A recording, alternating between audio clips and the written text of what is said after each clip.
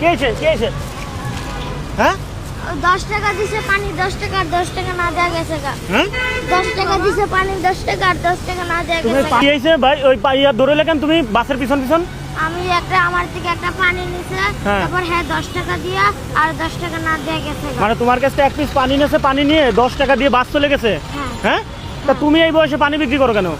আমার আম্মু অসুস্থ, আব্বু মারা গেছে, আমার একটা ছোট ভাই আছে, কামাই করার মতন কেউ নাই। তোমার আব্বু মারা গেছে কিভাবে?